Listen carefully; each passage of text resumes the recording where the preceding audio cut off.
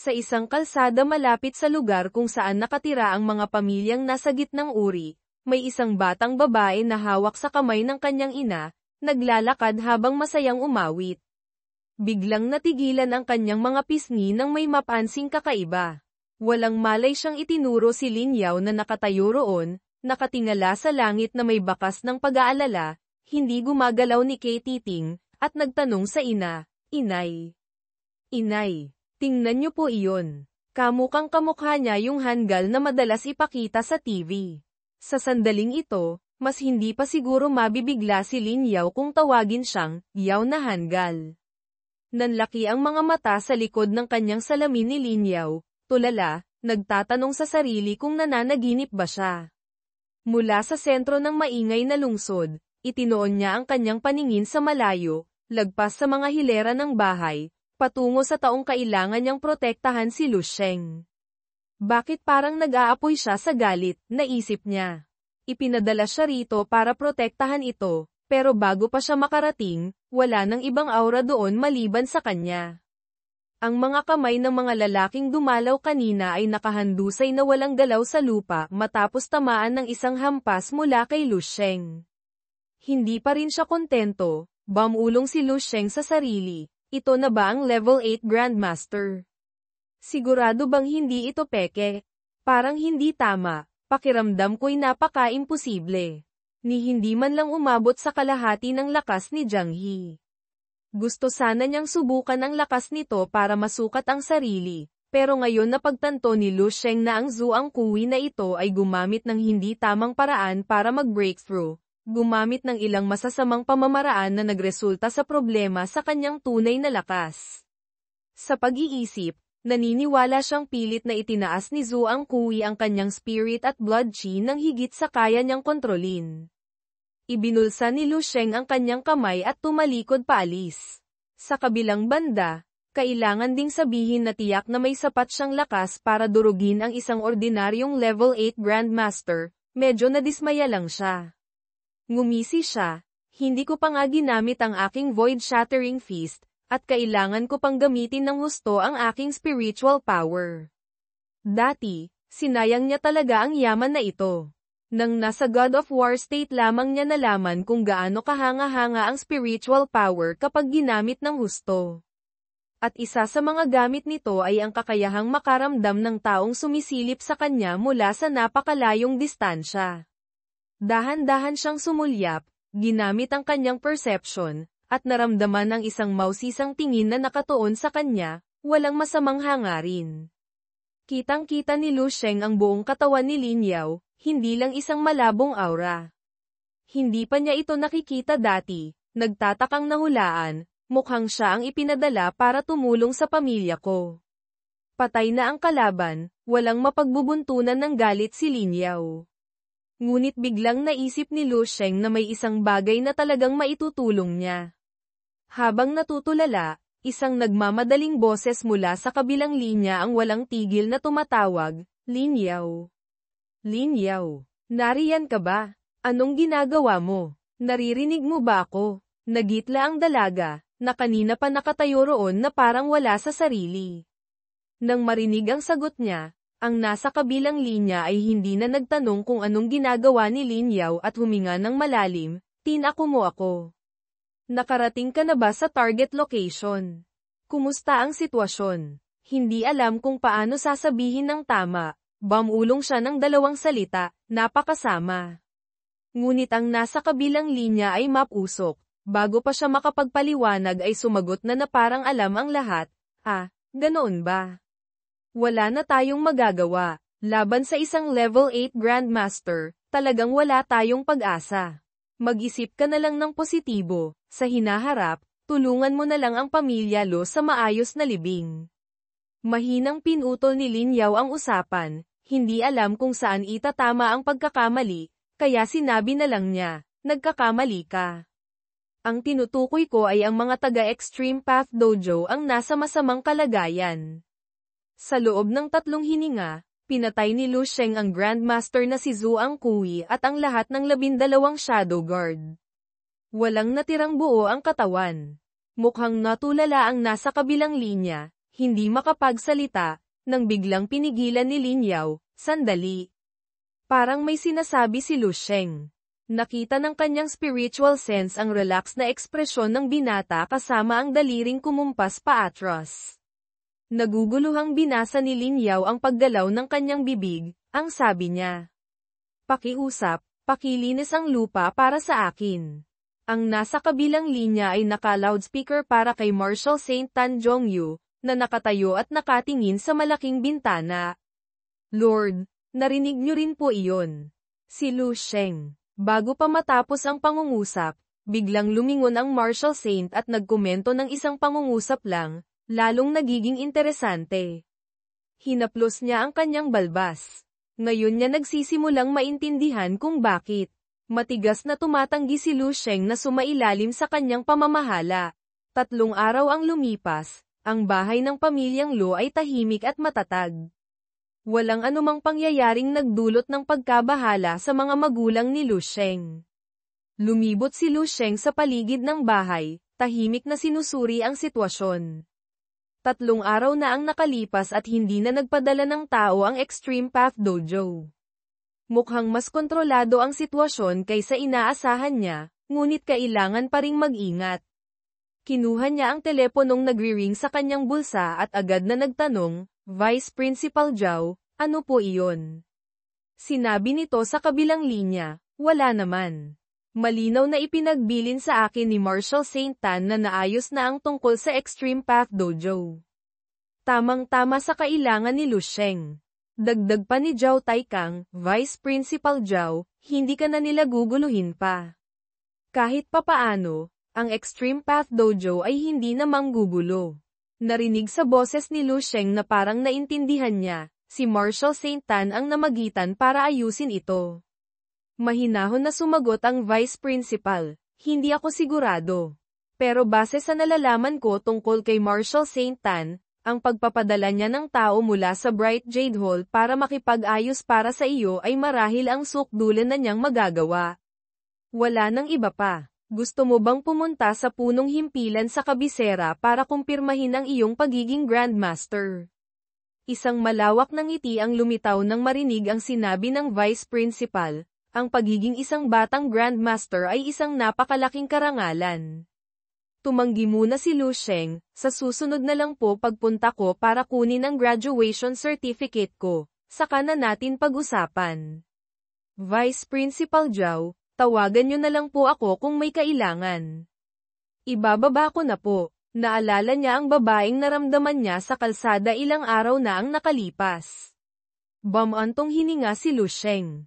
Mukhang ang babaeng iyon na pumunta rito dati ay hindi lang para maglinis. Siya lang ang nag-iisip noon, hindi naman pangkaraniwan ang katayuan ng babaeng iyon para isiping tagalinis lang siya ng pinangyarihan ng laban niya. Ngunit wala itong loika. Karaniwan, kapag sinaktan mo ang maliit, darating ang mas malaki, kapag sinaktan mo ang malaki, darating ang mas matanda pa. Halimbawa, nang patayin niya si Lian Qibei, walang mabilis na nakatuklas. Ngunit nang pugutan niya si Lian Ye, ipinadala si Zhu Angkui. Dapat sana ay mas matindi ang paghihiganti ng Extreme Path Dojo. Kahit handa na siya sa mahabang pagtugis, mas mabuti kung hindi ito mangyayari. May tumawag na naman sa telepono. Isang letrang, U, lang ang nasa screen, alam niyang si Master Yu ng Eastern Military Region ang tumatawag.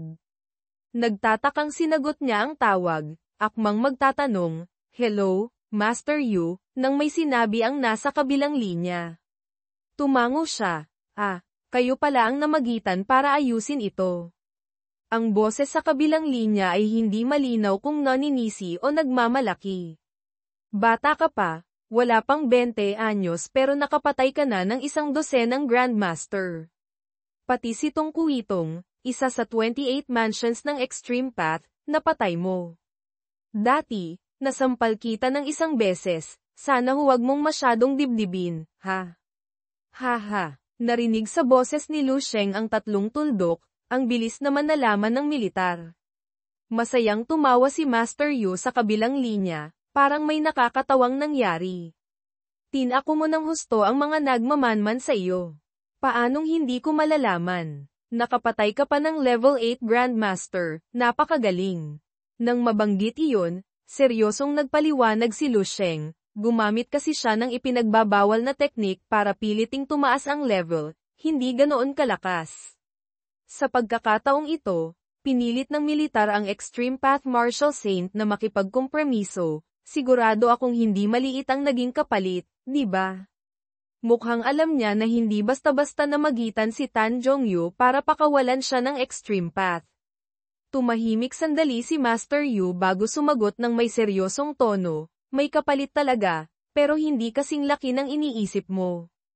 Huwag kang masyadong ma-pressure. Taon-taon, tumatanggap ang militar ng maraming kasong tulad ng sa iyo.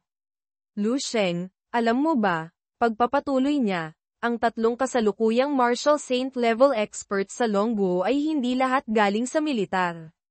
Nanahimik si Lu Sheng, nakikinig sa pahiwatig ng matanda. Naiintindihan mo ba ang ibig kong sabihin? Narinig niya ang buong pag-unawa mula sa matanda sa kabilang linya, na nagsasabing kahit sumali man siya sa Eastern Military Region o hindi, susuportahan pa rin siya nito ng buo. Ngunit kahit magalang na ang usapan, nagbingi-bingihan ang binata. Kalmado siyang sumagot, naiintindihan ko po. Huwag po kayong mag-alala, Master. Kapag naging Martial Saint na ako, siguradong ay po-promote ko kayo ng maayos. Bye-bye. Sino ba naman ang makakasagot sa ganoon? Para sa matanda, parang sinaksak ng batang ito ang tainga niya, napamura siya sa galit. Pagkababa ng telepono, ngumiti ng may kasiyahan si Lu Sheng. Napakaganda ng kinalabasan, mas maganda pa sa inaasahan ko. Pagkatapos ng insidente sa Extreme Path Dojo, itinuring na siya ng militar bilang tunay na kakampi. Bukod kay Yao Feiyi at Qin Xiaojun na laging sumusuporta sa kanya, paano niya makakalimutan si Dong Qingxue doon? Gumawa siya ng sariling tula, balang araw, sa sandat at gintong baluti, babalik akong matagumpay, hihintayin mo pa rin ba ako? Bumulong siya sa huling linya, ang militar. Iyon ang tunay na romantikong lugar para sa mga lalaki. Tumingin siya sa scroll na nasa tabi niya, ang nakuha niya mula kay Zhu Ang Kui matapos itong patayin. Mukhang ito ang ipinagbabawal na teknik na ginamit nito. Sinulyapan ito ni Lu Sheng ng isang beses at walang awang itinapon sa basurahan. Diretsahan niyang sinabi, walang kwenta. Isang paghahanap lang sa kanyang Mind Palace sa Dream Space ay magbibigay sa kanya ng daan-daan o libu-libong ganitong bagay. Para kay Lu Sheng, basura lang ito, hindi karapat-dapat bigyang pansin. Ipikit niya ang kanyang mga mata. Ito ang pinakaangkop na oras para pumasok sa Dreamscape. Sa isang iglap, nakatapak na siya sa pamilyar na guhong lugar. Naalala niya noong una siyang dumating, isa siyang binatang takot na takot mamatay, maingat sa bawat kilos. Ngayon, si Lu Sheng ay parang may-ari na ng lugar, naglalakad ng may kumpiyansa.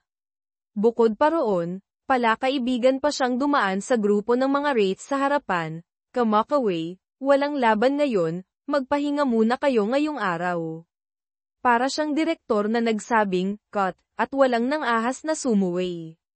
Diretso siyang pumasok sa pamilyar na gusali kung saan naroon ang fire seed apparatus. Ipinatong niya ang kamay dito, sumusunod sa sarili niyang tuntunin, kailangang tingnan muna ang personal data, iyon ang pinaka-exciting.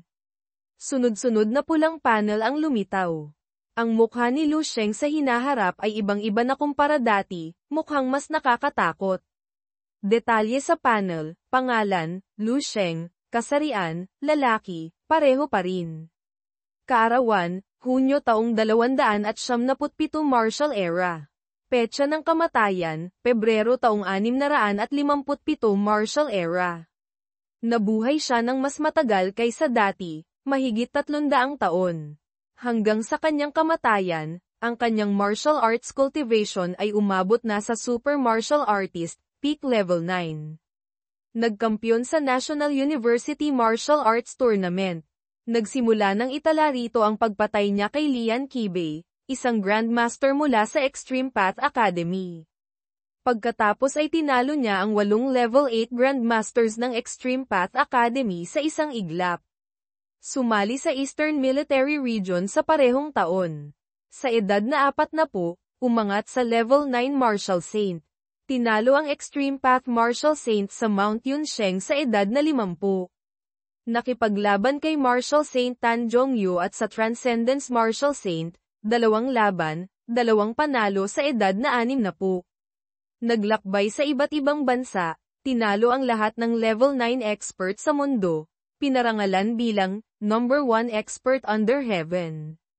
Dahil sa mga detalyeng ito, sa kasaysayan ng martial arts sa loob ng 300 taon, palaging kasama ang pangalan ni Lu Sheng sa top 10 pinakamahuhusay na martial saints.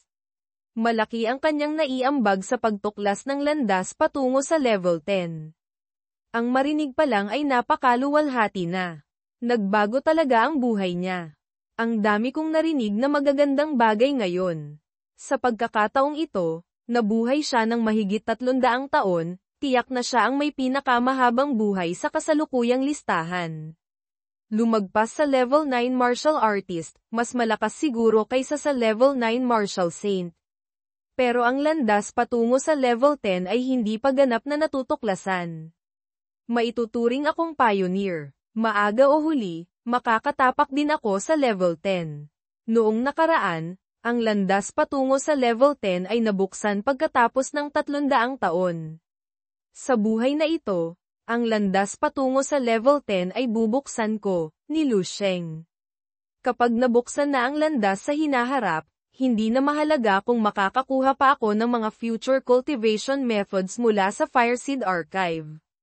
Sa panahong iyon, maraming henyo sa martial arts ang maglalakas loob na sumulong, at ang mga inspirasyon ay lilikha ng mas kahanga-hangang martial arts techniques.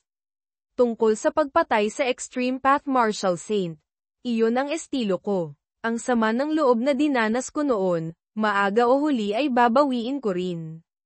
Alam na agad na isinama na ni Lu Sheng ang taong iyon sa listahan ng susunod niyang mga kalaban.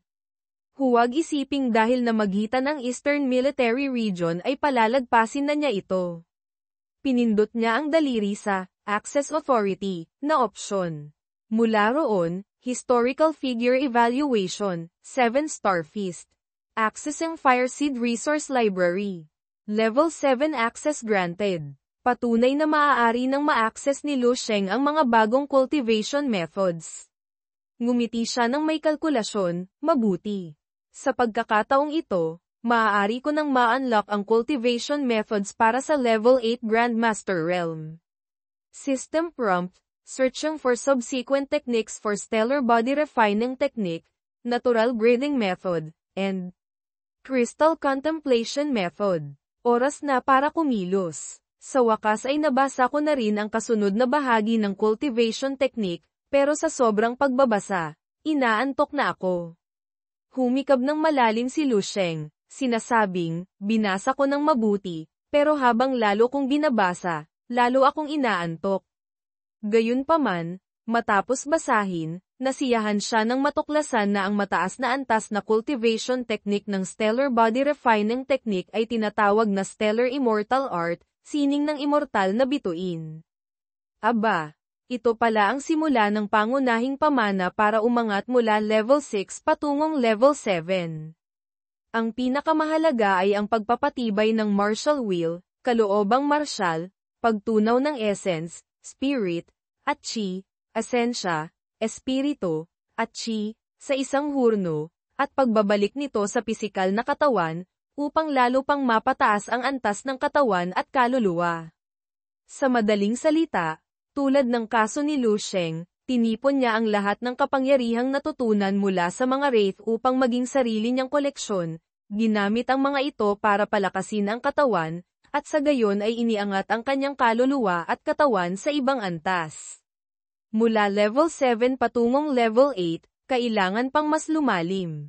Hindi lang martial will ang kailangan, kundi pati ang kakayahan ng katawan na sirain ang earthly bridges, mga tulay ng lupa, pagbabagong anyo ng blood chi, pamumuo ng dugo upang maging Paeldores, na agad nagpapabago sa isang mortal tungo sa isang uri na may mahabang buhay. Ang martial wheel ay maaaring hesain tulad ng isang kutsilyo o espada. Ang Heavenly Connection Bridge, tulay na kumukonekta sa langit, na nag-uugnay sa langit at lupa ay ang dahilan kung bakit si Zhuang Kui, kahit pilit lang siyang umangat ng antas, ay nakahugot ng sandata mula sa ilaw ng poste. Kapag nakaabot na sa level 8, maipapakalat na ng martial artist ang kanyang martial wheel sa buong katawan. Bawat pulgada ng laman, bawat galaw ng kamay at paa ay naglalaman ng bakas ng dakilang natural na kapangyarihan ng langit at lupa. Ang pinakamaganda ay ang pinsalang higit na malakas kaysa sa level 7. Ito ang pinakamalaking pagkakaiba sa pagitan ng level 7 at level 8. Kaya naman hindi katakatakang sinusubukan ng mga tao na umakyat kahit isang antas lang. Ang presensya pa lang ng isang level 8, isang pitik lang ng daliri, ay maaaring maging sanhi upang ang langit at lupa mismo ay lumikha ng kapangyarihan para tapusin ang isang grupo ng tao ng sabay-sabay. Sayang nga lang, kulang sa puntong ito si Zhuang Kui. Pilit niyang itinaas ang kanyang pisikal na katawan, ngunit kulang ang pundasyon, kaya hindi siya maituturing na tunay na level 8 Grandmaster. Nagpaliwanag si Lu Sheng na parang guro, mga anak, naintindihan niyo na ba kung bakit napakahalaga ng pag-angat ng antas? Kahit hindi pa umaabot sa level 8, itinuturing na niyang napakalaking tagumpay ang naabot niya sa edad na 20. Ngunit walang kapantay ang ambisyon ni Lu Sheng. Mas marami pa siyang gusto. Pinag-aralan niya ng matagal ang cultivation technique, nag-iisip, nasaan ang susi para umangat ako ng antas ng may matibay na pundasyong hindi masisira. Ang immortal cells, mga immortal na selula. Biglang sigaw ni Lu Sheng na parang nakatuklas ng isang malaking sikreto. Ang tunay na pamana ng stellar body refining technique ay ang konsepto ng immortal cells, ang paggamit ng blood chi para alagaan ang pisikal na katawan, umaasang maabot ang estado kung saan, mamamatay man ang mga bituin, ako'y hindi, mabubulok man ang lahat, ako'y mananatiling buo. Tanging ang antas na ito ang karapat-dapat para sa pag-angat ko sa level 8. Ito ang tindi ng pisikal na katawan na hinahangad ko. Kapag nagkaroon na ako ng katawang nababalot ng matigas na blood chi na kasintibay ng langit at lupa, sino pa bang katatakutan ko? Ang dahilan kung bakit mas malakas ako kaysa sa mga ordinaryong Grandmaster ay dahil taglay ko ang Indestructible Golden Body, hindi masisirang gininto ang katawan, sapat ang kumpiyansa para labanan kahit ang level 8 Grandmaster na si Jiang He, kahit hindi ko pa nararating ang antas na iyon. Dahil alam ni Lu Sheng na ang kanyang level 7 na pisikal na katawan ay halos kapantay na, o baka mas malakas pa, kaysa sa level 8 Grandmaster na tulad ni Jiang He. Ang unang hakbang sa pagsasanay ng Stellar Immortal Art ay ang pagsira ng practitioner sa Golden Core, gininto ang Pyldores, o mas akma, ang blood pill, Pyldores ng dugo, ng ordinaryong katawan na nabuo dati.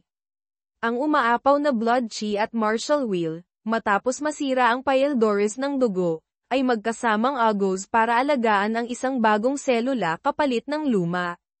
Ito ay may ibang anyo at ibang pangalan ang immortal cell, ito rin ang unang hakbang sa paglikha ng isang immortal na katawan na kayang makipantay sa langit at lupa. Noong una akong sumubok ng stellar body refining technique para sanayin ang indestructible golden body, naramdaman kong ang buong katawan ko ay parang bituin, isang suntok ay naglalabas ng lakas ng bituin. Isa lamang. Itong medyo eksaheradong paglalarawan, isang adhikain sa martial arts, tulad ng paghahambing sa level 9 martial saint sa araw at buwan sa kalangitan. Ang martial saint ay maaaring tunay na magniningning kasama ng araw at buwan. Ngunit ngayon, ginawang posible ng stellar immortal art ang imposible. Automatiko nitong sinasagot ang tanong, ang katawan ng isang level 9 martial saint na gumagamit ng teknik na ito ay tunay na makakalikha ng isang pag-iral na higit pa sa mga natural na penomenong iyon. Ginugol ni Lu Sheng ang pinakamaraming oras sa scroll ng Stellar Immortal Art, ginagawang realidad ang alamat. Ang patunayan ng sarili niyang immortalidad ang susunod niyang gagawin. Kung ang Divine Illumination King Sutra ay dinadalisay ang bawat patak ng blood chi hanggang sa sukdulan upang itulak ang potensyal sa napakataas na antas, ang Immortal Cell naman ay ang konsepto ng pag-iral na dakila hanggang sa sukdulan. Sa madaling sabi, ang Divine Illumination King Sutra kasama ang Stellar Immortal Art ay maaaring lumikha ng isang katawan kung saan bawat selula ng dugo, bawat hibla ng buhok, ay nabago na sa napakataas na antas, hindi na pangkaraniwang tao. Kung lahat ng selula sa katawan ay magiging immortal, maaaring maabot ang estado ng pag-iral kasama ng langit at lupa, tangan ang tunay na walang kamatayang stellar immortality. Tansya niya, kahit si Wang Yi, orihinal na pangalan ni Jiang He bago ang pagbabago sa ilang bersyon, ay hindi pa marahil narating ang estadong iyon. Ito ay isang proyektong mas dakila kaysa sa Divine Illumination King Sutra. Ang tanong ngayon ay, gaano karaming yaman ang kailangang ibuhos para magawa iyon? Hindi simpleng nabasa mo ang sikreto at umupo ka lang para magsanay ay magtatagumpay ka na. Kailangan niya ng higit pa sa cultivation technique para may angat ang sarili sa direksyong gusto niya. Sa pag-iisip, si Lu Sheng ay likas na matako, nilalamon ang lahat ng nasa abot kaya niya para itulak ang mga limitasyon. Sa mabilisang kalkula, baka kahit ang paglunok ng isang buong bituin ay hindi sapat. Ang katotohanan iyon ay nagpatigil sa kanya sandali. Isantabi muna iyon, ang bagay na ito ay isa pa ring walang kapantay na teknik. Kahit isang immortal cell lang ang makamit, malalagpasan na ng kanyang martial body ang mga ordinaryong grandmaster. 2 selula. Maglalakad siyang mayabang. 3 selula. Walang tatalo. Kahit papaano, sa loob ng dreamscape, kahit may magawa siyang mali, maliit lang ang epekto nito sa realidad. Kaya naman, sinimulan agad ni Lu Sheng ang pagre-refine sa kanyang blood pill. Tutal, nasa dreamscape naman siya, kahit pasabugin niya pa ang lahat, walang dapat ikatakot. Nanahimik siya, dahan-daang pinag-isa ang agos ng kanyang blood pill hanggang maging isang umiikot na globo. Nang mabuo na ito, biglang nag-alinlangan si Lu Sheng. Ito ang sumusuporta sa lahat ng blood chi sa katawan ko. Itinaas niya ang kanyang kamay ngunit natigilan, hindi agad kumilos. Paulit-ulit niyang tinanong ang sarili, talaga bang kailangan kong sirain ito?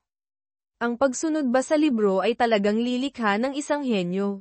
Pinili ni Lu Sheng na sundin ang kanyang puso, isinantabi ang takot ng kanyang isipan.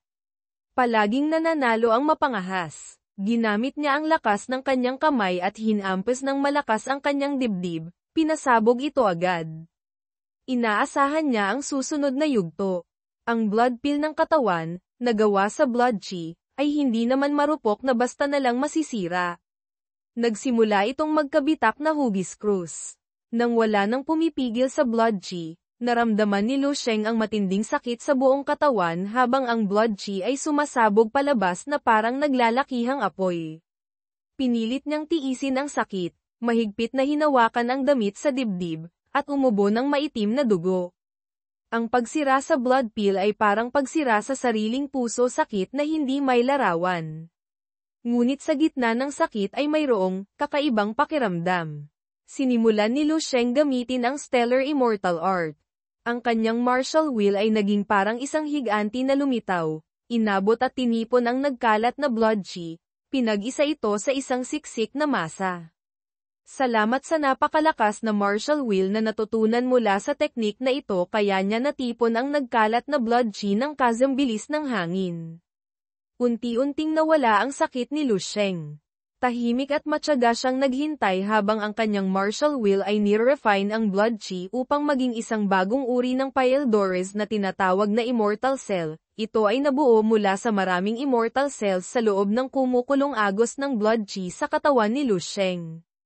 Kapag sapat na ang dami, maglalabas ito ng isang napakaliwanag na sinag ng Ningjia, kondensasyon, pagsasama, tanda ng matagumpay na pagbuo.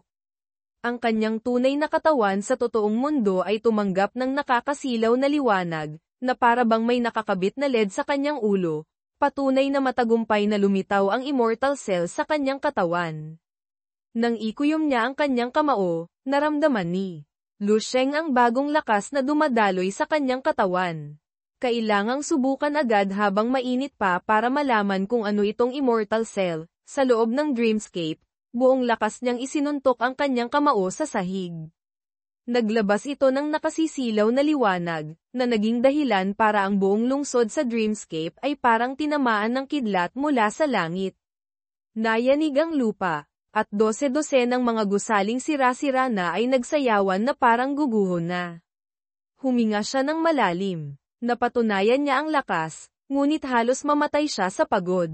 Tiningnan niya ang pinsalang ginawa niya, kahit si Lu Sheng mismo ay nagulat. Napakalakas. Ito ba ang lakas ng Immortal Cell? Maliit na bahagi lang ng kapangyarihan nito ang ginamit ko, pero nakapagpakawala na ako ng suntok na higit pa sa lahat ng dati kong suntok. Balikan natin, ang kanyang Immortal Cell ngayon ay mayroong Eternal Stellar, walang hanggang bituin, para i-upgrade ang Protective Chi, may Blood Chi para maglabas ng Stellar Force, lakas ng bituin, at ang Stellar Fist, kamao ng bituin, kasama ang Four Realms Fist Art, sining ng kamao ng 4 na lupain. Lahat ito ay pinag-isa ng Immortal Cell sa isang suntok. Ngayon naiintindihan ko na kung bakit kailangan kong sirain ang lumang blood pill. Simple lang, dahil ang katawan ng mortal kanina ay hindi kayang pagsabayin ang ganito karaming kapangyarihan ng pantay-pantay para makapaglabas ng ganito kalakas na puwersa. Sukdulang lakas at sukdulang kahusayan, pinag-isa. Ang suntok na ito ay matatawag na kataas-taasang kamao, Supreme Fist. Gumawa si Lu Sheng ng sarili niyang pangalan para sa pinagsama-samang ito, at nasiyahan siya sa naisip niyang pangalan. Pero bakit parang nahihilo ako? Bigla siyang nakaramdam ng matinding pagod. Nawalan siya ng kontrol at bumagsak sa lupa. Hinayaan ni Lu Sheng ang sarili na nakahandusay sa sahig, iniisip, ang bilis naman, naubos na agad ang lakas ko. Isa pa lang naman ang nabuo ko. Pangunahin din dahil sa kakulangan ng blood chi ko. Kailangan kong mangolekta ng mas maraming yaman. At ang lugar na pinakamaraming yaman para sa kanya ay walang iba kundi ang Eastern Military Region, silangang rehiyong militar. Naisip niya, buti na lang malapit na akong pumunta doon. Sa front lines, puno ng mapanganib na exotic beasts, kakaibang halimaw, na nangangahulugan ding kayamanan, saktong-sakto para punan ang walang katapusang pangangailangan ng Immortal Cell, isang selula pa lang ay ganito na kalakas. Kung may 10 Immortal Cells, kaya ko na kayang labanan ang isang Martial Saint gamit ang level 7 na katawan. Itinaas niya ang kamay, tinitingnan ito, nagtatanong sa sarili. Hindi sapat ang 10, paano kung 100? O 1,000? Tansya niya, kapag may 1,000 na siya, isang kumpas lang ng kamay, kaya na niyang mapatalsik ang Extreme Path Martial Saint. Sa sobrang ambisyon, napailing na lang siya. Ngumisi siya, teka muna, dahan-dahan lang yan. Mahaba pa ang lalakbayin, kailangang unti-untiin. Hanggang dito na lang muna ngayon. Nang imulat niya muli ang kanyang mga mata, nagising na si Lu Sheng sa totoong mundo. Umupo siya sa kanyang kama. Tiningnan ang orasan halos 6:00 na ng umaga. Napagtanto niyang nakatulog siya ng diretsyo ng 12 oras. Ginamit niya ang kanyang perception, pinalawak ang kanyang kamalayan mula sa kwarto patungo sa ibang lugar. Nakita niya sa labas ang 2 tiyuhin na masayang naglalaro ng chess. Si Dong Qingshui ay masipag na nagsasanay sa umaga sa pribadong training room ng bahay. May kung sino sa kalapit na bahay ang nagluluto, humuhuni pa ng kanta, napakatahimik. Lahat ay payapa at bumalik na sa normal na takbo ng buhay. Mukhang hindi na talaga manggugulo ang Extreme Path Dojo. Tama nga naman. Hindi naman siguro makikipaglaban ng walang tigil ang Extreme Path Dojo sa isang 19 anyos na junior dahil lang sa 2 walang kwentang kamag-anak. Kailangan din nilang pangalagaan ang kanilang reputasyon. Dahan-dahan siyang bumaba ng hagdan, iniisip, pero ang babaeng baliw na si Lian Su, hindi iyon basta-basta susuko. Habang naglalakad at nagsusuot ng damit, naisip niya, kailangan ko pa ring durugin ang panganib habang maaga pa. Kailangan kong humanap ng pagkakataon para tapusin si Lianso. Pagdating sa dining room, naamoy na niya ang mabangong pagkain. Dinampot ni Lu Sheng ang isang mainit na siopaw sa mesa at sinabi sa ina, "Ma, alis na po ako." Tiningnan lang siya ng ina at bumulong, ang batang ito, hindi na naman kakain ng maayos. Ang dami kong niluto tapos isang siopaw lang, paano yan makakasapat sa lakas ng isang binata? Akmang aalis na siya dala ang siopaw nang biglang may lumabas sa TV isang interview tungkol sa gamot. Naging interesado si Lu Sheng at agad lumingon. Hindi niya inaasahan, nakita niya si Hilingso sa telebisyon, ini-interview tungkol sa isang bagong gamot na inilunsad sa merkado. Naisip niya, matagal ko na siyang hindi nakikita. Tamang-tama, kailangan kong kausapin si Hilingso. Naisip niyang kunin ang yaman, resources, nito, sigurado. Ngunit sinabi lang niya sa ina, pupuntahan ko lang po ang isang artista. Ang batika ng pamilyang He ay hindi na isang maliit na tindahan sa eskinita. Ang tatlong salitang Xing Shantang, batika ng mabuting gawa, ay maliwanag at mukhang propesyonal, sinabayan pa ng masayang pagbati ng itulak ni Lu Sheng ang pinto papasok. Pagkakita sa kanya, isang babaeng nakauniporme ng empleyado ang nagmamadaling lumabas para magtanong kung anong gamot ang kailangan niya. Subalit, hindi pa niya natatapos ang sasabihin ay natigilan siya, ang mga mata ay nakatitig ng husto kay Lu Sheng, pinupuri siya sa kanyang isip, wow! Ang gwapo naman niya. Tinanong agad ni Lu Sheng kung naroon si Hilingso. Natulala sandali ang babae bago naguguluhang umulit na parang hindi kilala kung sino si Hilingso. Nang mautol pa, si CEO He. Nasa opisina po. Mabilis nang nakapasok si Lu Sheng patungo sa pinto paakyat, hindi na narinig ang iba pang sasabihin ng babae. Gusto sana niyang ihatid ang gwapong lalaki, pero bakit ang hirap?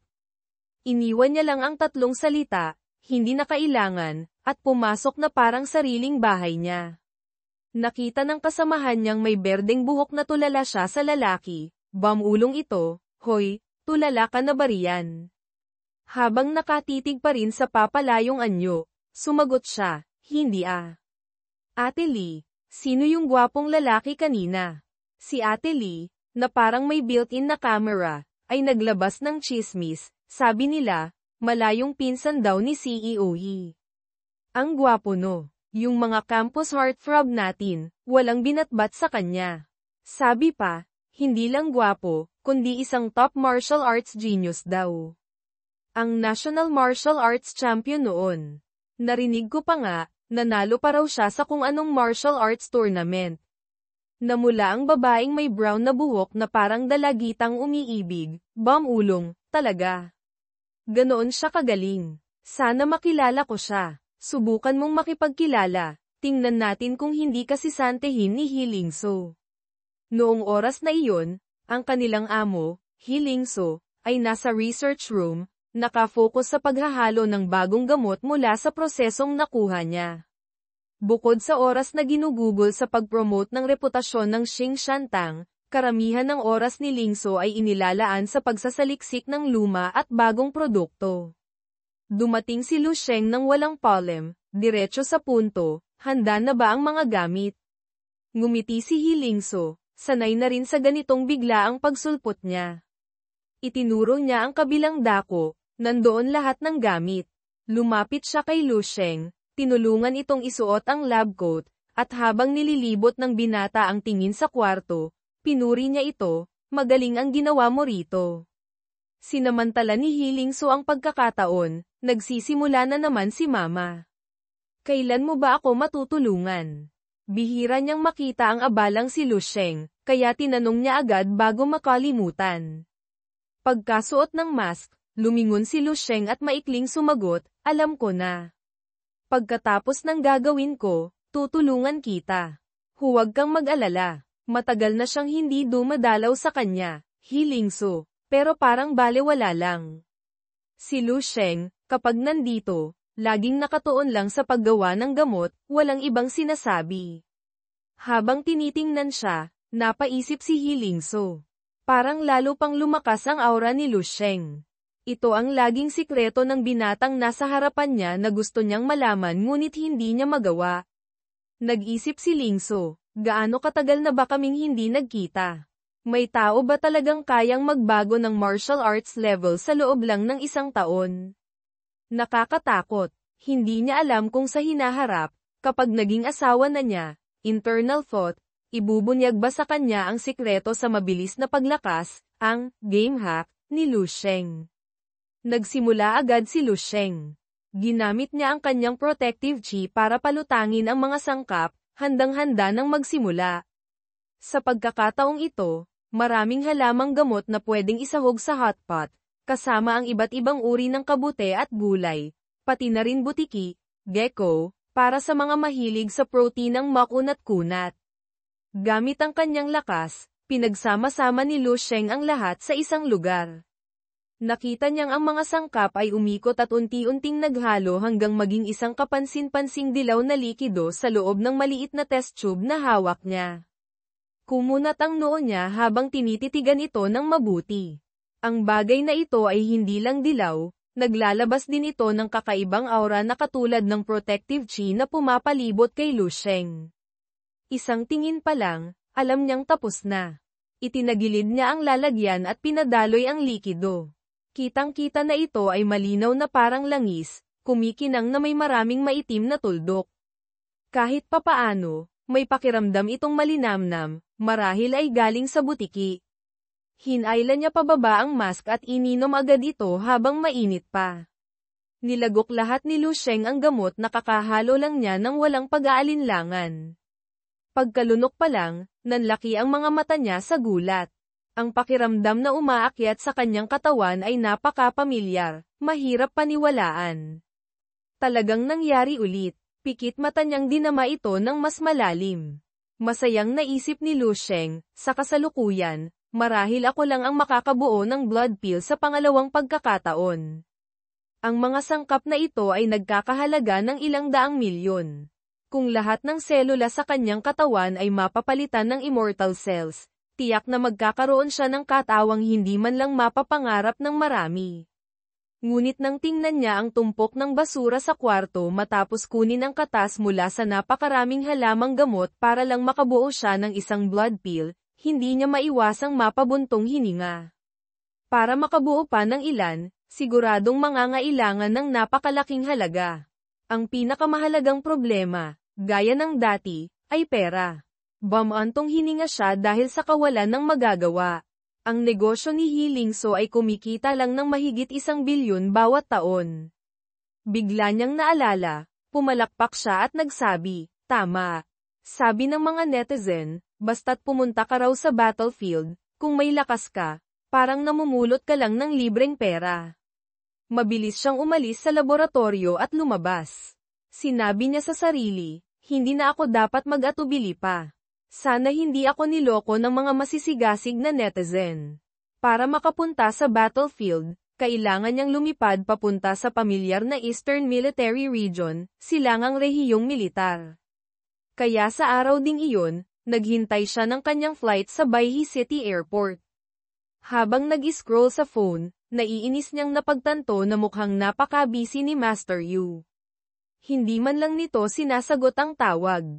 Ang plano na sunduin siya ni Dong Qingshui at Qin Xiaojun ay nagbago na rin.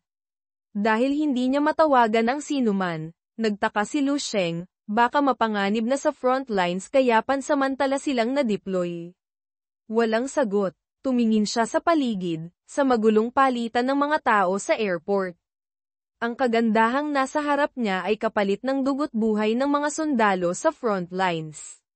Dapat akong makaramdam ng malaking karangalan na mabigyan ng pagkakataong ipagtanggol ang kapayapaang ito, naisip niya. Pagkatapos ng isang segundong pagmumuni-muni, naalala ni Lu Sheng na nalaman niya dati mula sa system na sa kaloob-looban ng front lines ng Eastern Military Region, maraming minahan ng ginto at pilak na kasalukuyang hawak ng mga exotic beast, kakaibang halimaw, at marahil ay hindi pa nam-imina. Bukod sa pera, mga mineral ang pinakamadaling makaakit sa atensyon ni Lu Sheng. Naalala niya noong nasundan niya ang mga bakas para makuha, Malot, ang isang malaking mithril mine. Ngayon, may pagkakataon siyang tapusin ang mga exotic beast na iyon. Ang mga minahan ng ginto at pilak doon ay magiging akin. Lulubog ako roon na parang isang mabait na manero, hahanap ng paraan para ubusin, Mavet, lahat. Sa labas, 1 o 2 eroplano lang ang paalis dahil maliit lang ang Bayhi City, hindi madalas ang dating at alis ng mga flight. Bigla, hindi inaasahan, dumating sa runway ang isang maliit na fighter jet, ibang-iba sa mga pangkaraniwang eroplano sa paligid. May 2 babaeng estudyante na papunta na sana sa pila para sa kanilang flight. Biglang nakita ng isa ang kakaibang maliit na eroplano at tinawag ang kaibigan, "Tingnan mo. Bakit may fighter jet pa? Sino bang may pakialam dyan?" Sabi ng kaibigan, hinihimok itong bilisan. Tinatawag na ang flight natin. Oh. Siguro may misyon lang iyon kanina. Mabilis man niyang hinayla ang kaibigan, pero nang mabangga ang gwapong lalaki, natigilan siya agad. Mas matangkad si Lu Sheng kaysa sa kanila ng 2 ulo, pero paanong napansin agad ng mata niya ang kagwapuhan nito? Iniisip na iisa lang naman ang flight na malapit nang umalis, lumapit sila ng kaibigan niya kay Lu Sheng, nakangiting nagtanong, "Kuya Pogi, sabay na tayo sa eroplano, pwede? Saan ka pupunta?" Ngumiti lang siya ng bahagya at sumagot, "Hindi ako kasabay sa eroplano ninyo." Akma na siyang aalis nang tumawa ang dalawa, akala nagbibiro. Itinuro nila sa labas para ipakita sa gwapong binata, yun lang ang natatanging flight dito. Kung hindi ka sasakay dito, anong ibang flight pa ang sasakyan mo? Nakakatuwa ka naman. Habang nakatingin sa labas, nakita nilang bumukas ang sabungan, cockpit, ng fighter jet. May pilotong nakaupo roon na walang tigil na kamakaway, kaya napadikit sila sa salamin sa pagtataka. "Oy, sa atin siya kamakaway. Ang weird naman." Sinundan nila ng tingin ang piloto na bumaba mula sa eroplano at lumapit. Doon lang nila napansin na si Lu Sheng ay nasa runway na pala, nakapamulsa habang papalapit sa eroplano. Napatili ang dalawa sa paghanga. OMG. Totoong sinusundo siya ng fighter jet na yun. Iniabot ng piloto ang malaking kamay kay Lu Sheng, magalang na nagsalita, "Magandang araw. Hayaan mong ipakilala ko ang sarili ko. Ako si Qin Huaiho ng 1182nd Division, Eastern Military Region, sa ilalim ni Major General Yao Faiyi. Ang pagpapadala ng isang colonel para sunduin siya ay nagpapakita kung gaano siya pinapahalagahan ni Master Yu." Masaya niyang tinanggap ang kamay nito at ngumiting nagtanong, "Colonel Qin, magkaano-ano kayo ni Qin Xiaojun?" Nang marinig na magtiyuhin sila, tiningnan ulit ni Lu Sheng ang ranggo sa balikat nito at ngumiting nagkomento, "Ang ranggong colonel na ito ay mas mataas ng 1 antas kaysa kina Dong Qingshui at sa iba pa." Bago sumakay sa eroplano, nagtanong si Lu Sheng, "Pupunta na ba tayo sa Eastern Military Region ngayon?" "Bakit wala sila?" Sumagot si Huaiho, "Hindi tayo pupunta sa Military Region. May bagong dimensional rift, bitak, lugar na may lagusan, na lumitaw kamakailan. Napakatindi ng sitwasyon sa front lines. Nasa labanan na si Master Yu, ang Major General, ng ilang araw na.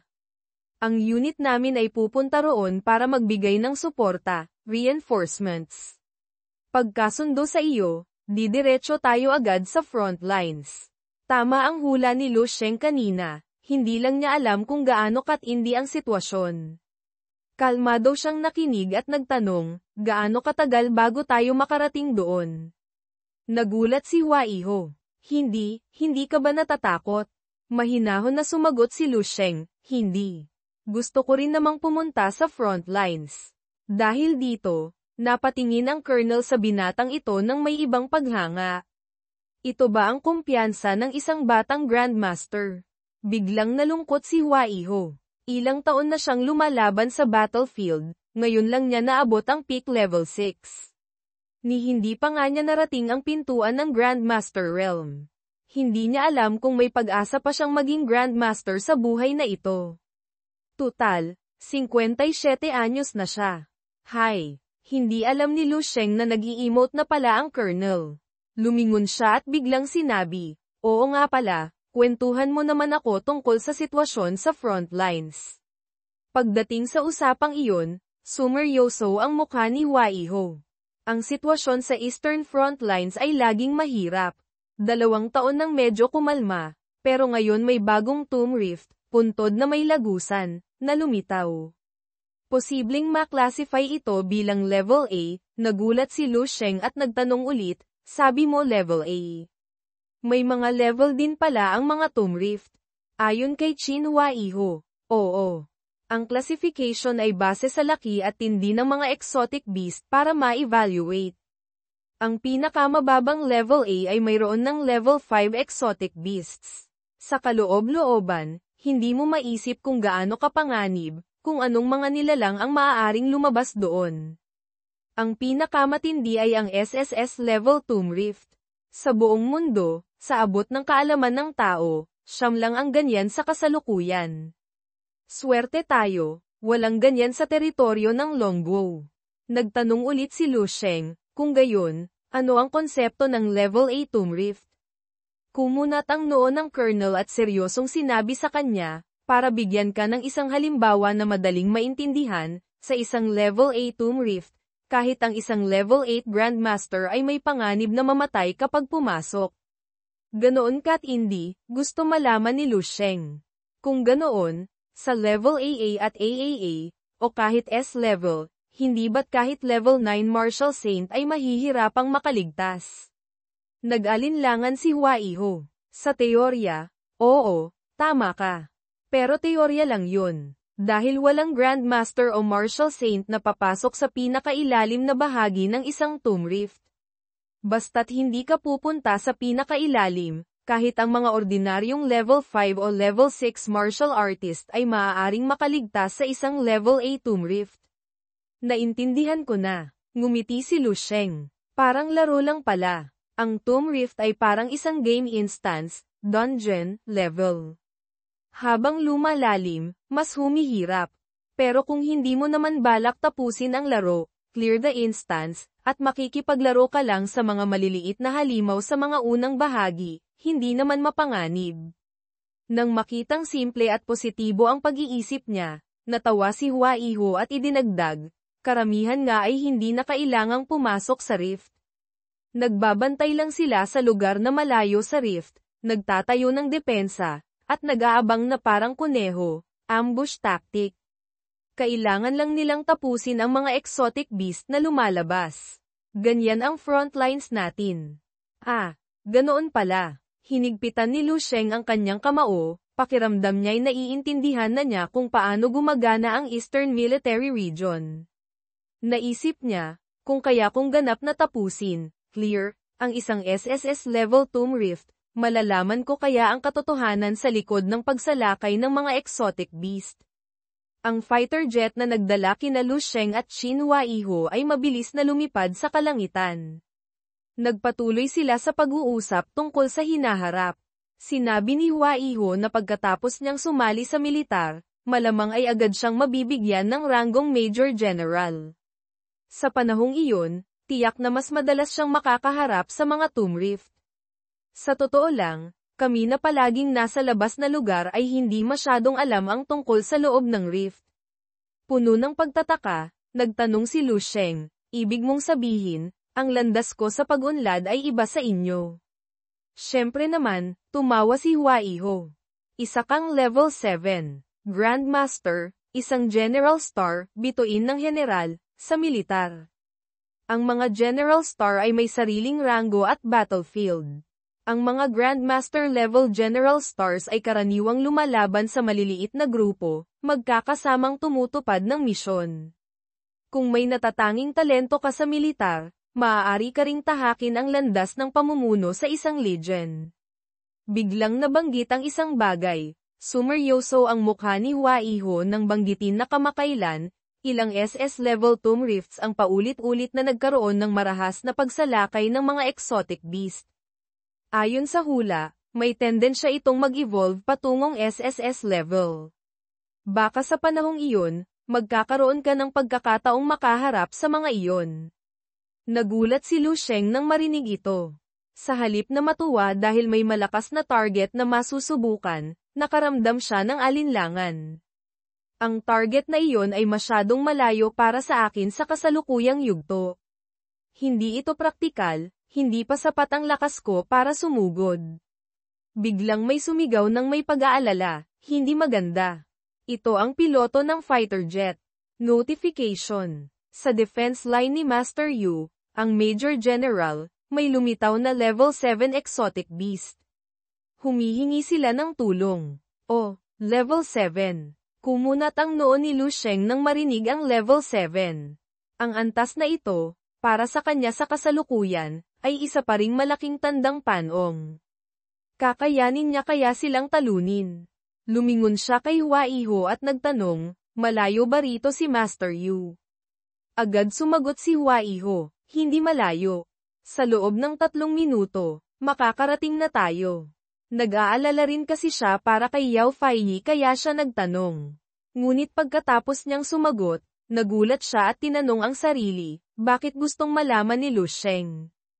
Kumunat ang noo niya sa pag-aalala, at kinakabahang nagtanong, teka, hindi kaya, balak mong, ang hindi natapos na tanong ay kinumpirma agad ni Lu Sheng nang makita niyang ang pinto ng eroplano ay dahan-daang bumubukas. Eksakto. Isinukbit ang 2 kamay sa bulsa, kalmadong tiningnan ni Lu Sheng ang nag-aapoy na pulang kalangitan na bumubukas sa ilalim ng eroplano. Ngumiti siya at sinabi kay Qin Hua Iho, medyo mataas yata. Bigyan mo ako ng isang pares ng sapatos. Yung pinakamaganda ang kalidad. Gulat na napatingin si Hua Iho sa binatang nasa harapan niya. Hindi niya talaga inakala na maglalakas loob itong sumali sa labanan sa oras na ito. Ilang kabataan ba ang nakakita na ng mga halimaw? Hindi ba siya natatakot? Sa front lines, kalahating oras bago dumating si Lu Sheng, ang hukbo ng Eastern Military Region ay inaatake ng malakihang grupo ng mga halimaw. Puro nakakatakot na uri, may mga sungay o pakpak, naglalabas ng pangil at kuko, sumusugod sa mga sundalo. Isang halimaw na may sungay na parang kalabaw ang malapit ng makalusot sa depensa. Biglang umalingaw-ngaw ang tunog ng sandata sa hangin, sinundan ng matalas na tunog ng naputol na laman. Pagtingin, gumugulong na sa lupa ang ulo ng halimaw na iyon. Lumabas si Yao Faiyi. Ang espada ay may bahid pa ng dugo. Ngumisi siya at pinalakas ang loob ng mga sundalo, ito na siguro ang huli. Masayang sumigaw ang mga sundalo ng Master nang makaligtas sila. Basta't mas mababang antas ang mga halimaw, kaya nilang magtulungan para labanan ang mga ito. Isang sundalo sa tabi, nang makitang medyo maayos na ang sitwasyon, ay magalang na inabutan ng kantina si Master Yu. Master, napagod po kayo. Uminom po muna kayo ng tubig. Sa presensya niya, tumaas ang morale ng mga sundalo, pati na ang antas ng kaligtasan. Masayang kinuha ito ni Yao Faiyi, nagpasalamat sa sundalo, at lumagok sa kanyang tuyong lalamunan. Sa gitna ng tunog ng tubig, tinanong niya ang kanyang mga tauhan, oo nga pala, dumating na ba ang ating reinforcements? Kumusta naman ang reinforcements mula sa General Star Combat Team? Hindi kakayanin kung walang high-level combat power. Kumunat ang noo ng tauhan at mahinang sumagot, sabi po ng military command, subukan daw po nating tumagal pa. Pinakamatagal na raw po ang 2 araw bago dumating ang General Level Support Team. Kahit sinubukan niyang sabihin ito sa pinakamagandang paraan, hindi mapigilan ni Yao Faiyi ang inis nang marinig ang balita. Malakas niyang ibinato ang kantina sa lupa sa sobrang pagkainis. Umalingaw-ngaw ang tunog ng pagbagsak kasabay ng paglabas ng protective chi mula sa kanyang kamay. Sumimangot siya at nagmura, lintik. 2 araw. Sa ngayon, puro level 5 at level 6 exotic beasts ang lumalabas. Ang defense line na ito, na binubuo ng mga mid at low-level martial artists, ay pilit lang nakakadepensa. Kung may lumitaw pang level 7 o kahit level 8, hindi na talaga namin ito makakayanan.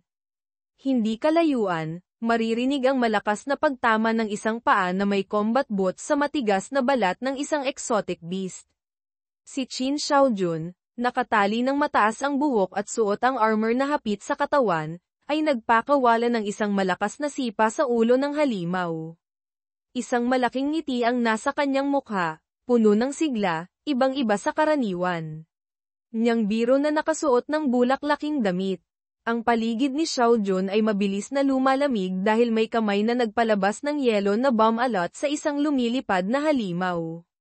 Nakabuka ang bibig nito, akmang kakagaitan ng kanyang biktima, nang bigla itong natigilan sa ere.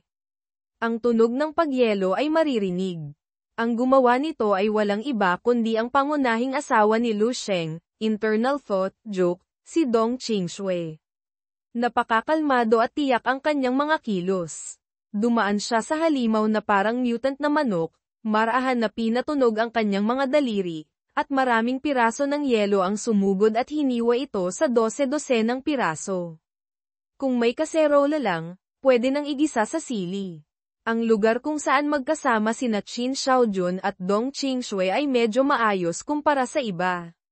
Mabilis nilang natapos ang mga exotic beast. Sa sandaling ito, pinapalakpakan sila ng mga sundalo sa paligid, pinupuri sila, amazing. Good job. Nang makaluwag, lumapit sila kay Yao Faiyi. Sabay silang tumawag, Master, nang makita siya. Nagkita na silang tatlo. Mahirap talagang maghiwalay. Tumawa ng malakas si Master Yu. Totoo, nitong mga nakaraang araw, salamat sa inyong dalawa. Kung ako lang mag-isa, hindi ako makakatagal ng ganito. Ang mga tauhan na nakatingin sa tatlong nag-uusap ay napuno rin ng pagmamalaki. Tingnan nyo, yung dalawang iyon, mahigit 40 anyos pa lang pero nasa peak level 6 na. Baka magkaroon pa ng 2 level 7 Grandmasters ang ating division. Mas magiging ligtas tayo noon. Gaya ng dati, ngumiti si Xiaojun na parang siya ang pangunahing bida. Kinamot ang ulo na kunwari nahihiya, at sumagot, okay lang naman. Tutal, si Master naman ang tumapos sa mga level 6 exotic beasts. Kaya naman namin itong maliliit na hipon. Ngumiti ng bahagya si Dong Qingshui at idinagdag, narinig ko rin ang tungkol sa 2 araw. Sa ganitong sitwasyon, baka makayanan naman nating tumagal. Tutal, tapos na rin naman ang batch na ito. Sumang-ayon si Master Yu, tama. Baka bukas pa dumating ang susunod na batch sa instance na ito. Biglang umuga ng malakas ang lupa sa ilalim ng kanilang mga paa, may kasamang tunog na, thud-thud. Nang mapansin nilang lahat, narinig pa nila ang mga tunog ng pagbitak habang mahahabang lamat ang lumilitaw sa lupa. Nawalan sila ng balanse habang patuloy na umuuga ang lupa. Walang nakakaalam kung anong nangyayari. Nagtanungan sila, anong nangyayari? May masamang kutob, mabilis na lumingon si Yao Faiyi. Namutla siya nang mapagtanto na ang pagyanig na ito ay masamang pangitain. Ang pinagmulan ng pagyanig na ito ay tiyak na hindi pangkaraniwan. Tumingin siya sa malayo, lagpas sa tuyong kabundukan, palabas ng battlefield kung saan ilang araw na silang walang tigil na nakikipaglaban. Nakita niya ang isang maliwanag na tuldok sa dulo ng abot tanaw, na parang araw na pasikat pa lang. Doon, umalingaw-ngaw ang nakakatakot na tunog ng crack-crack, dahil may kung anong nahuhulog, lumilikha ng isang maliit na bunganga ng kuweba. Patuloy na nahulog ang mga bato, inilalantad ang espasyo sa loob. Ang mga lamat na tumatakbo sa ibabaw ay nagpakilala kay Yao Faiyi na iyon ay isang tomb rift. Bigla, isang malaking katawan ang gumapang palabas mula sa mga nahuhulog na bato. Mukha itong ahas na may kaliskis, ngunit ang mga paa nito ay malakas na tumatapak sa magulong lupa, hindi naiiba sa kamay ng isang primate. Nang tingnan ulit, napansin nilang mula sa lamat kanina, 3 halimaw ang sabay-sabay na lumabas. Napakalalaki at napakabangis, sumusugod sila patungo sa mga sundalo hindi kalayuan. Isang mukhang praying mantis, isang parang bulate, at ang isa ay isang uri ng mutant na bakulaw, handang-handa ng manlapang ng tao. Naramdaman ni Qin Xiaojun na hindi ito maganda. Level 7 exotic beasts. Tatlo pa sila. Ngumisi siya at nagmura. Put asterisk Nina. Totoo ba to o hindi? Hahayaan pa ba kaming mabuhay? Alam din ni Dong Qingshui na napakadelikado ng sitwasyon para sa kanilang panig. Kinagat niya ang kanyang magandang labi, nag-aalala para sa kanilang hukbo. Ang morale na kakaangat lang kanina ay tuluyan nang nawala. Malapit doon, nagsalita si Master Yu sa mababang boses, madilim ang mga mata.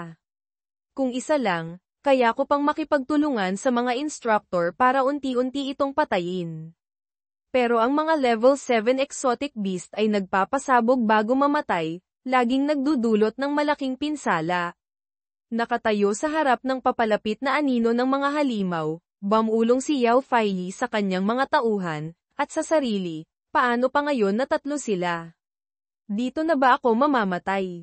Ang tanong ay may sarili ng sagot.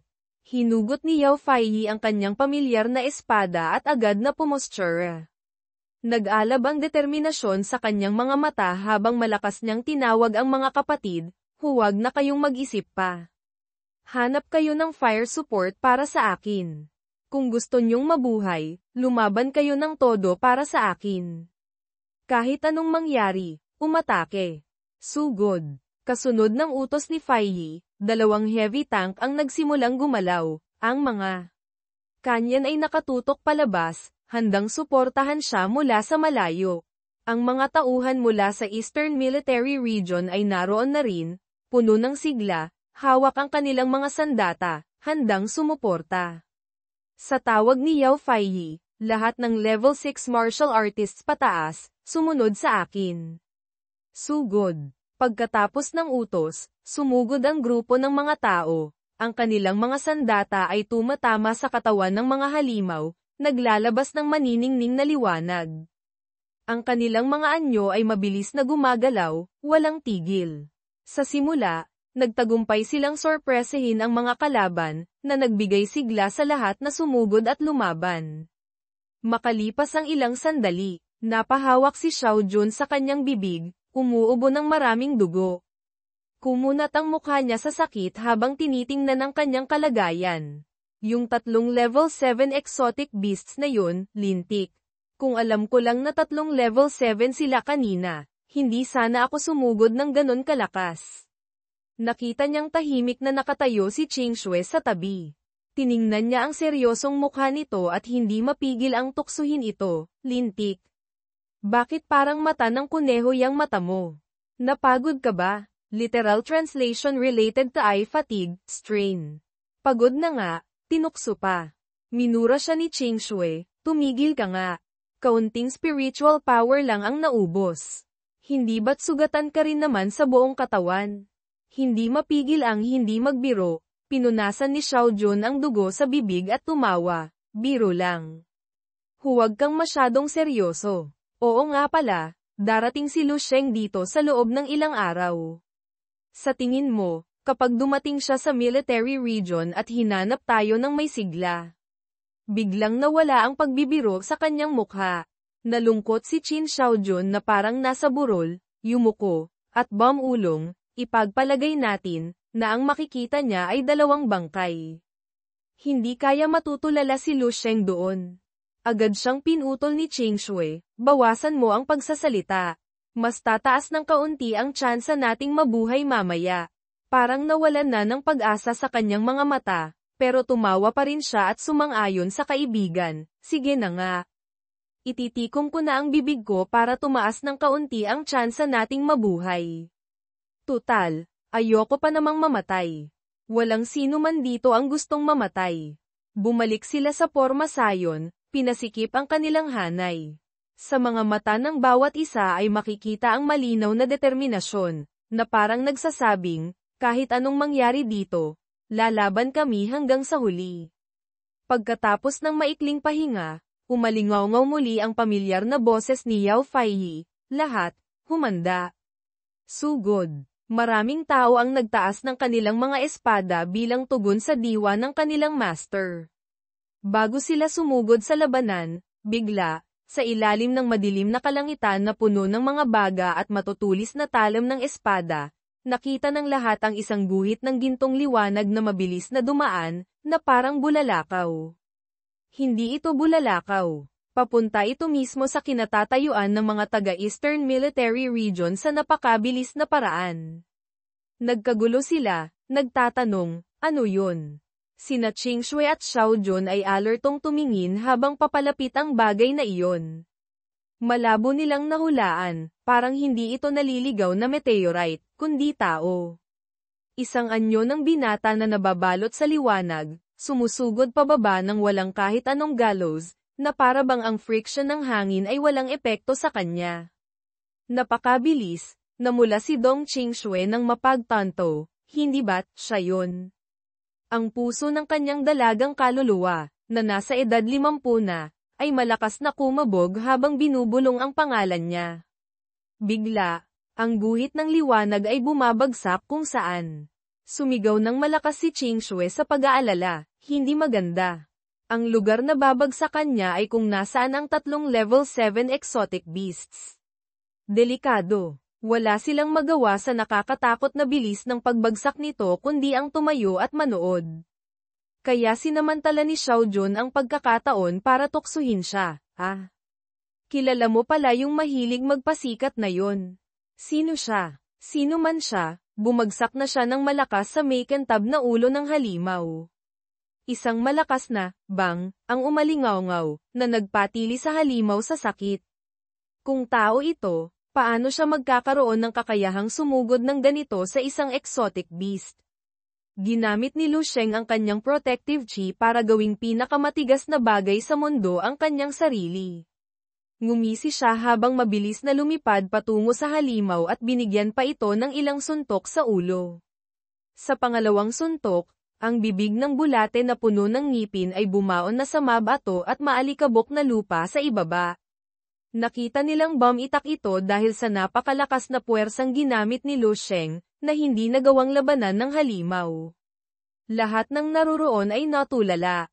Silang ang lahat ay hindi nang ahas na umatake gamit ang sariling katawan, ni hindi nga makalapit maliban sa paggamit ng sandata para salit-salitang sugatan ang halimaw. Hindi katakatakang ngayon ay nakanganga sila sa pagkamangha. Ano to? Paanong nagawa ng taong yun? Makalipas ang ilang sandali, nakita nilang ang ulo ng centipede-like beast ay bumaon na sa lupa, ang bibig nito ay may mahabang bitak, at makapal na alikabok ang pumapalibot sa katawan nito. Malinaw na ang halimaw ay pinatay ng taong iyon. At siya, sa sandaling ito, ay lumabas na suot ang bagong-bagong sapatos na, nalot, niya mula kay Qin Huaiho. Ngumiti siya, hindi pala masama ang kalidad ng sapatos ng militar. Ang buong katawan niya ay naglabas ng gintong protective chi at spiritual power, na mukhang napakatindi, hindi naiiba sa isang nag-aapoy na apoy.